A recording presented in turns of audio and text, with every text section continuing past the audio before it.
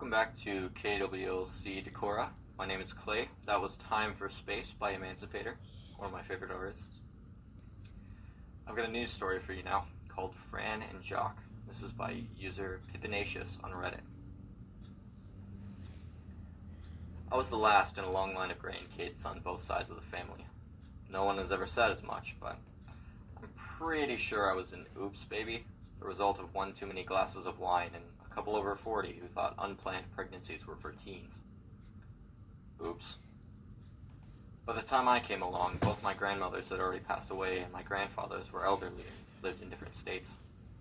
Trying to coordinate travel plans for a family of 5, including an infant, was difficult on a budget, and neither of my grandpas were up for frequent trips, so visits were rare and spaced out over long periods.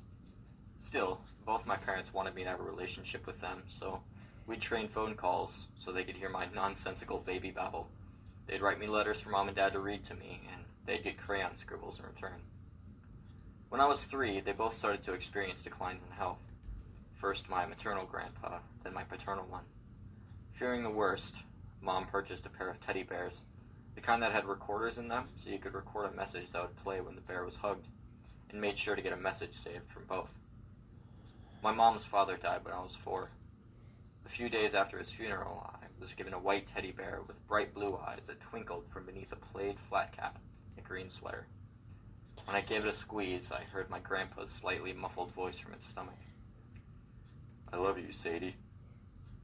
2 years later, after Dad's father passed, I got the other one. It was a slate gray color, and the stitching on his face gave him a rather serious expression for a stuffed animal. A pair of red suspenders held up his tan trousers.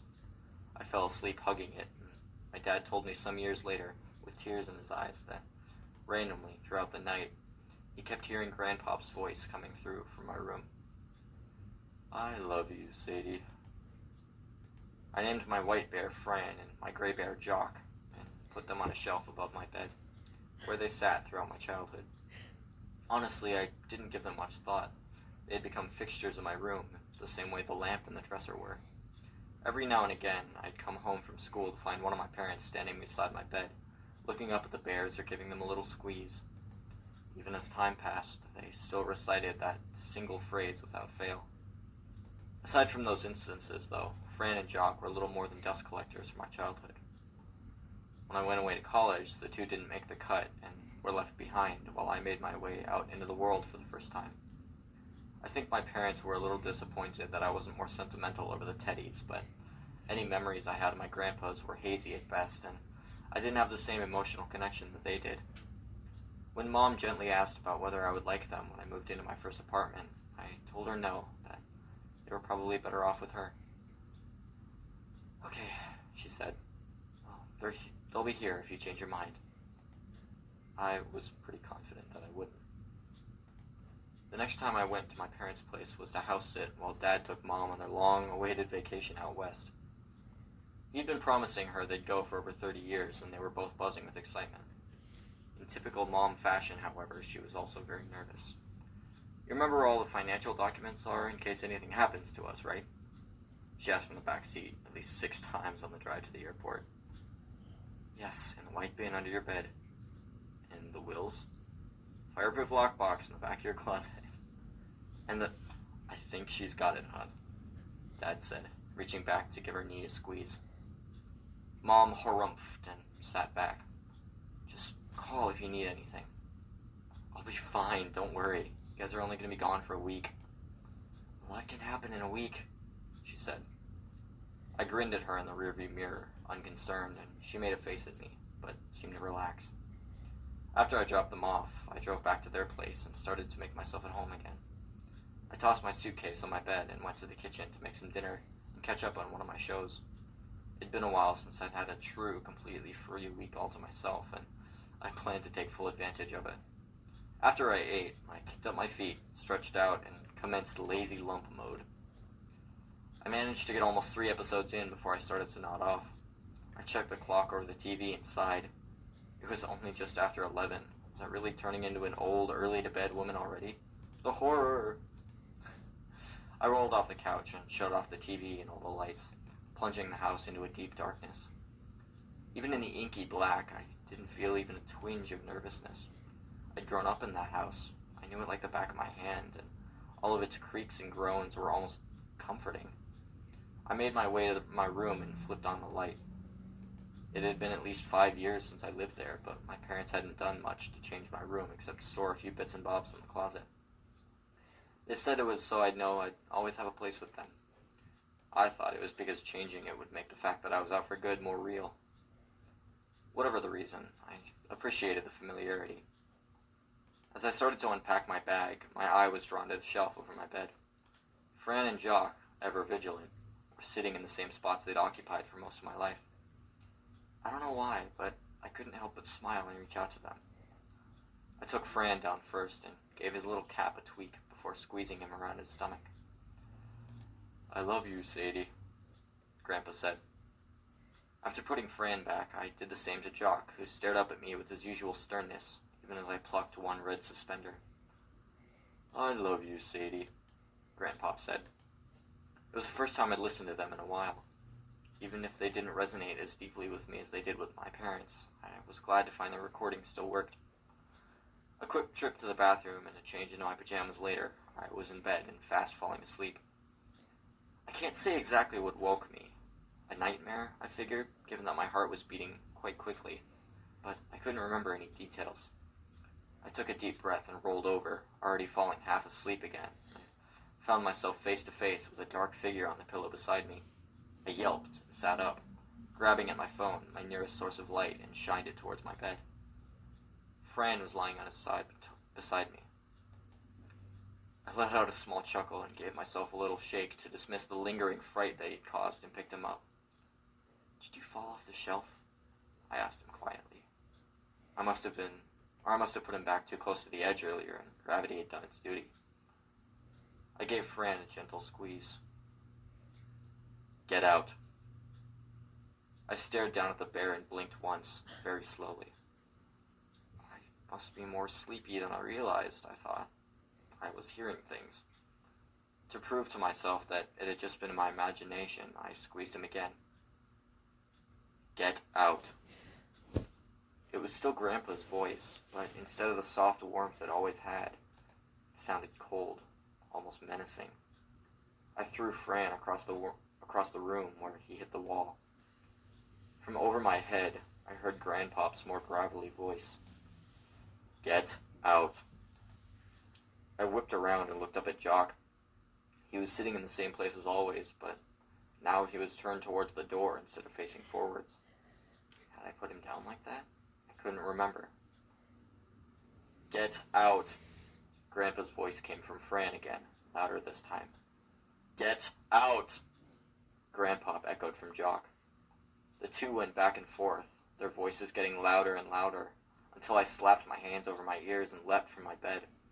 I wanted to scream, but my voice was stuck behind my fear-tangled tongue. I stumbled across my dark room, chased by my long-dead grandfather's voices. "I know you're down there," Jock shouted with Grandpop's voice. I froze. Down there? Down under the shelf? I glanced over my shoulder at the gray bear staring silently down from over my head. I had to get out of my room. I had to get out of the house. I yanked open my door. "I see you," Fran said in Grandpop's voice. I was halfway out into the hall, tears streaming down my face. I didn't know what was happening. Was I going crazy? Was I dreaming? All I knew was that my two childhood toys were screaming threats at me, and I had to get away from them. I turned towards the stairs. "You take one more step, I'll make sure it's your last," Jock bellowed. "Get out!" Fran roared. From somewhere downstairs, a step creaked. Someone else was in the house. They weren't yelling at me at all, I realized, with a very strange mix of confusing relief and newly formed horror. They were yelling at the intruder who was making their way up the stairs, towards me. "Get out!" My grandfathers howled together. Footsteps clamored across the wood floor downstairs. Something fell over in the living room with a loud crash, and again in the kitchen before the back door slammed against the counter as it was thrown open and a car engine rumbled to life. Somehow I regained my wits enough to run to my parents' room and look out the window to the driveway below. An SUV was peeling backwards out into the street. It slammed into the neighbor's mailbox, righted itself, and then screeched off into the night. A heavy quiet had fallen over the house again. After waiting a few long, tense minutes, I crept back across the hall and peeked into my room. Fran and Jock were where I'd left them, both completely silent. When they stayed that way, I hesitantly approached Fran, who was lying on his side with his little flat cap beside him. I picked him up and, with trembling fingers, squeezed his stomach. "I love you, Sadie," Grandpa said warmly. I put his cap back on his head and gently put him back on the shelf beside Jock and backed out of the room, watching them the whole time with wide eyes. As I rounded the corner, heading downstairs to the phone, I heard Grandpop's voice trailing after me. "I love you, Sadie." The police arrived a bit later, following my frantic call to 911. I filed a report, leaving out the bit about my talking bears, and allowed them to collect whatever evidence they could. Every so often, I found myself glancing at the stairs, almost like I was expecting a repeat of whatever had just happened. It never came, and the cops wrapped it up, leaving me alone again. When I called my parents to tell them about the break-in, they immediately wanted to rush home, but I assured them there was no need. Really, I said, I don't think I have anything to worry about. We could be on the next plane, Mom insisted. No, I'm okay. Whoever that guy was, I'm pretty sure he won't be back. It took a few more go-arounds, but I eventually convinced them that I was safe. And I felt it, too, for the most part. After the initial shock had worn off and I'd had time to process what had happened, I really was okay. I couldn't explain it. I couldn't tell anyone what had happened without sounding crazy, but I knew it had been real, and I knew, as long as I had Fran and Jock sitting on the shelf above my bed, I could sleep easy. A few days later, the cops did find the guy who broke in. He was a coworker of my dad's who had overheard he'd be out of town. He thought the house would be empty and easy pickings. When he tried to tell them about the two crazy guys upstairs and their violent threats, they rolled their eyes and laughed at him. He was very surprised to hear that only a 22-year-old woman had been in the house during his botched burglary. When I returned home to my apartment a week later, Fran and Jock were with me. I keep them on the TV stand in the living room now, where they have a full view of the front door. Whenever I start to feel a bit anxious about being alone, I'll give each bear a little squeeze and smile as they speak. I love you, Sadie. I love you, Sadie. And now I respond. I love you both, too. That was Fran and Jock, a story by the user Pippinacious on Reddit's No Sleep subreddit. I hope you enjoyed. For the rest of my time until 6 p.m., I'm just going to be playing some music. And I hope you guys have a fantastic night.